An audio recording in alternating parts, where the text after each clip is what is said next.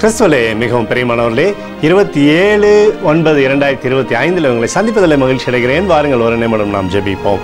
அன்பு தகப்பனே, இன்றைக்கு என்னுடைய பாதுகாப்புக்காய் ஜெபிக்கும்படி என் தேவனுடைய சமூகத்தில் வருகிறேன். என் தேவனுடைய நிறைவும் அன்பும் ஆசீர்வாதம் விடுதலும் என்னுடைய வாழ்க்கையிலிருந்து செயல்படும்படி நீர் செய்தலும்படியாய் ஜெபிக்கிறேன்.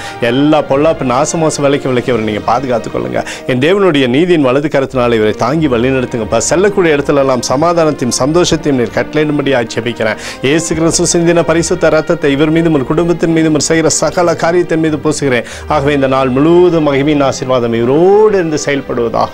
உடைய நிறைவானது இவருடைய வாழ்க்கையிலிருந்து அற்புதத்தை செய்யும்படி நீர் செய்தரும்படியாக ஜெபிக்கிறேன் தகப்பனே. நீதிமொழிகள் 29:25 படி கர்த்தரை நம்புகிறவனோ உயர்ந்த அடைக்கலத்தில் வைக்கப்படுவான் என்று சொல்லி எழுதியிருக்கக்கூடிய வார்த்தையின்படி அப்பா, இவரை நீர் உயர்ந்த அடைக்கலத்தில் வைத்து சகல விதமான நன்மையும் இவருடைய வாழ்க்கையில் தந்து இவருடைய பேரை பெருமைப்படுத்துங்க. இயேசுவின் நாமத்திலே ஒப்பு கொடுத்து ஜெபிக்கிறேன் நல்ல பிதாவே, ஆமேன். பிரியமான ஜெப பங்காளரை, ஒரு நிமிடம் நம்ம இந்திய தேசத்திற்காகவும் ஜெபிப்போம். அன்பு தகப்பனே, 27/9/2025 இந்திய தேசத்திற்காக ஜெபிக்கும்படியாய் உடைய சமூகத்தில் வருகிறேனப்பா. தேசத்தை உடைய நன்மை நாளை நீர் திருப்தியாக்கும்படியாய் ஜெபிக்கிறபடி கோலும் கைத்தடியும் தேசத்தை தேற்றுவதாக. உடைய நிறைவானது தேசத்திலிருந்து அற்புதத்தை தரட்டும், சமாதானத்தை தேசத்தில் கொடுங்கப்பா. எங்களுக்காக அடித்து நொறுக்கப்பட்டிருக்கூடிய இயேசு கிறிஸ்துவும் அவர் சிந்தின விலையேறப்பட்ட ரத்தத்தை வைத்து ஒப்புக் கொடுக்கிறேன்.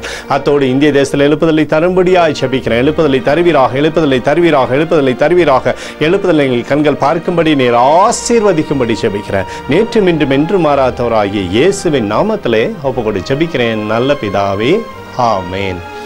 பிரியமான ஜெப பங்காளரே, ஆண்டவர் நம்மளுடைய ஜெபத்தை கேட்டிருக்கிறார். இந்த நாள் முழுவதும் கர்த்தராகிய இயேசு கிறிஸ்துக்குள் நீங்கள் வளரும்படி உங்களை வாழ்த்தி ஆசீர்வதிக்கிறேன்.